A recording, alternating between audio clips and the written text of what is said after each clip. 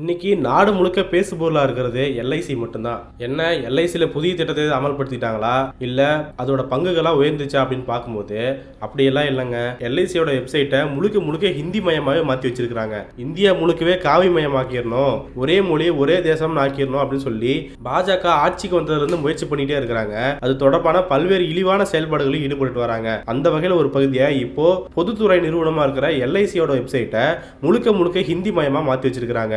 இந்த ஸ்கிரீன்ஷாட் எடுத்து போட்டு தான் பலரும் தங்களுடைய கண்டனங்களை சொல்லிட்டு வராங்க. இந்த நவீன ஹிந்தி திணிப்பெல்லாம் நாங்கள் ஏற்றுக்க மாட்டோம், முறையா வெப்சைட்டை எல்லாரும் பயன்படுத்துற மாதிரி மாத்துங்க, இல்லனா பல பிரச்சனைகள் உண்டாகக்கூடும் அப்படின்னு சொல்லியிருந்தாங்க. இது ஒன்றும் சும்மா சொல்லக்கூடிய வார்த்தை இல்லைங்க. எல்ஐசியோட முகவர்களுக்கு இந்த ஹிந்தி மாற்றம் அப்படிங்கிறது பெரிய தலைவலியாக தான் மாறி இருக்குது. அதையும் பலரும் வெளிப்படுத்தி இருக்கிறாங்க. இந்தியா முழுக்க பல்வேறு மொழிகள் பேசப்பட்டு வருது அப்படின்னும் போது இப்போ ஹிந்தியில மட்டுமே தான் இந்த வெப்சைட் இயங்கும் அப்படின்னு தெரிவிச்சிருக்கிறது அப்படிங்கிறது சமத்துவமான இந்திய நிலைகுலைய வைக்கக்கூடிய செயலாகும். ஆனா பாஜக காரங்க இதுக்கெல்லாம் என்ன சேர்த்து முட்டு கொடுக்குறாங்கன்னா ஹிந்தி மட்டுமே கிடையாது, அங்க ஆப்ஷன்ல பாருங்க இங்கிலீஷும் இருக்கு மராத்தியும் இருக்குது, அதை போய் நீங்க கிளிக் பண்ணி யூஸ் பண்ணிட்டு போங்க, இதுல என்ன உங்களுக்கு பிரச்சனை அப்படின்னு சொல்லி ரொம்ப ஆணவமா பேசிட்டு இருக்காங்க. இதுலதான் பலரும் சொல்றது என்னன்னா அங்க இங்கிலீஷ்னு ஒரு ஆப்ஷன் இருக்கிறதுலாம் ஓகே தான், ஆனா இங்க இங்கிலீஷ்னு ஒரு மொழி ஆப்ஷன் இருக்கிறது ஹிந்தியில படிச்சு தான் தெரிஞ்சுக்க வேண்டியதா இருக்குது, அதையே நீங்க ஹிந்தியில தானே கொடுத்துருக்கீங்க, ஹிந்தி தெரியாதவங்க அதை எப்படி கிளிக் பண்ணி பார்ப்பாங்க அப்படிங்கிற கேள்வியை முன்வைக்கிறாங்க. நேற்று நைட்ல இருந்து நாடு முழுக்க எதிர்ப்பு கிளம்பி இருந்த சமயத்துல தான் காலையில ஒரு விளக்கத்தை கொடுத்திருந்தாங்க. அதாவது டெக்னிக்கல் மிஸ்டேக் ஆயிருச்சு, இதை நாங்க சரி செஞ்சுட்டு வரோம், அது வரைக்கும் பொறுமை காத்திருங்கள் அப்படின்னு சொல்லி எல்லாம் விளக்கம் கொடுத்திருந்தாங்க.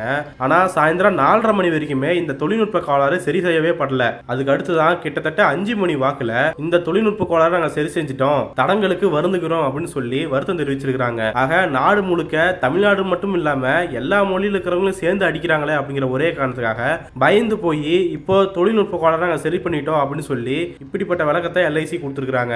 இது எல்ஐசி கொடுத்ததா இல்ல அவங்களுக்கெல்லாம் ஓனரா இருக்கிற மோடி அவர்கள் கொடுத்ததா இல்ல அமித்ஷா அவர்கள் கொடுத்ததா அப்படிங்கிறது தான் நம்மளுடைய கேள்வியா இருக்குது. இவங்க இங்கிலீஷ் ஆப்ஷனையே ஹிந்தியில தான் கொடுத்தாங்க அப்படிங்கிற காமெடியான விஷயத்தை பார்த்திருந்தோம். அதை தொடர்ந்து இந்த வெப்சைட்ல இருக்கிறத ஒவ்வொன்னா அக்குவேர ஆணிவேரா டீகோட் பண்ணி எல்லாரும் கலாச்சிட்டு இருக்காங்க. இது சம்பந்தமா ஒரு பதிவை பார்க்க முடிஞ்சது. அதாவது சர்ச் அப்படின்னு சொல்லக்கூடிய இடத்துல சர்ச்னு ஹிந்தியில கொடுத்துருக்காங்களாம். லொகேட்டர், ஆன்லைன், மைக்ரோ, இன்சூரன்ஸ் அப்படின்னு எல்லாத்தையுமே ஹிந்தி மொழியில டிரான்ஸ்லேட் பண்ணாம அப்படியே ஹிந்தியாவே பதிப்பிச்சிருக்காங்க. இதுதான் மிகவும் நகைப்புக்குரிய விஷயமா மாறி இருக்குது. என்னப்பா ஹிந்தி மொழியை தேசிய மொழின்னு சொல்லிட்டு இருப்பீங்க, இன்சூரன்ஸ் சர்ச் அப்படிங்கிற வார்த்தை கூட உங்ககிட்ட இல்ல அப்படிங்கிற கேள்வியை முன்வைக்கிறாங்க. ஆக இப்படி குழப்படியா இருக்கிற ஒரு மொழி எப்படி எல்லாத்துக்கும் பொதுவான மொழியா இருக்க முடியும், இதெல்லாம் ரொம்ப தவறு அப்படின்னு சொல்லிட்டு இருக்காங்க. இது சம்பந்தமா காட்டமா பதிவிட்டிருக்கிற தமிழ்நாடு முதலமைச்சர் மு.க. ஸ்டாலின் அவர்கள் எல்ஐசி இணையதளம் தரம் குறைந்து ஹிந்தி திணிப்புக்கான பிரச்சார கருவியாக மாற்றப்பட்டிருக்குது, உடனடியாக இந்த மொழியியல் குடும்பன்மையை திரும்ப பெற வலியுறுத்துகிறோம் அப்படின்னு சொல்லி காட்டமா பதிவிட்டிருக்கிறாரு. இவரை தொடர்ந்து பல்வேறு தலைவர்களும் இந்தியா முழுக்கவே கன்னடத்தை சொல்லிட்டு வராங்க.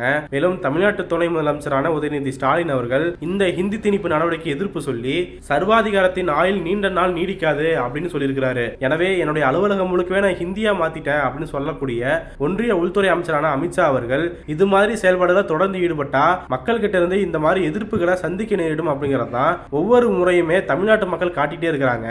ஆனா இந்த வாட்டி எல்ஐசி விஷயத்துல இந்தியா முழுக்கவே இதுக்கான எதிர்ப்பு கிளம்பி இருக்கு. இந்த விஷயத்தையும் பத்த வச்சது தமிழ்நாடு தான் அப்படின்னு சொல்லலாம். ஏன்னா நம்ம முன்னாடியே சொன்ன மாதிரி இந்தியா முழுக்கவே பல்வேறு பிராந்திய மொழிகள் பேசப்பட்டு வருது. போஜ்புரி, மராத்தி, பீகாரி, தமிழ், மலையாளம், கன்னடா அப்படின்னு பல்வேறு மொழிகள் இருக்குது. ஆனா இந்தியாவோட கெடுவாய்ப்போ என்னவோ தெரியல, இந்த மொழிகள்ல தமிழ், கன்னடா, மலையாளம் ஆகிய மொழிகள் மட்டும்தான் கொஞ்சமாச்சும் தாக்கு பிடிச்சிட்டு இருக்குது அப்படின்னு சொல்லலாம். மற்ற மொழிகள்ல மராத்தி ஆகட்டும் இல்ல பீகாரி ஆகட்டும் எந்த மொழிகள் எடுத்தாலுமே அங்க இந்தியோட தாக்கம் அதிகமாகவே இருக்குது. சோ இந்த விஷயத்தை இந்த எல்ஐசி விவகாரத்துல புரிஞ்சுக்கிட்ட வடநாட்டு மக்களும் சரி பிற மொழி மக்களும் சரி இந்த விஷயத்தை கடுமையா எதிர்க்கிறாங்கன்னு சொல்லலாம். அது மட்டும் இல்லாம ஏன் ஹிந்தி, இங்கிலீஷ், மராத்தின்னு மட்டும் வச்சிருக்கீங்க, எல்லா பிராந்திய மொழிகள்லயும் இந்த எல்ஐசி வெப்சைட் இயங்குற மாதிரி வைங்க அப்படின்னு சொல்லி கேட்டுட்டு இருக்காங்க. சோ இன்னொரு முறை ஹிந்தி திணிப்பை முன்னோக்கி எடுத்துட்டு போற ஒன்றிய அரசோட வேலைப்பாட்டுக்கு பெரிய சமட்டி அடி விழுந்திருக்குது.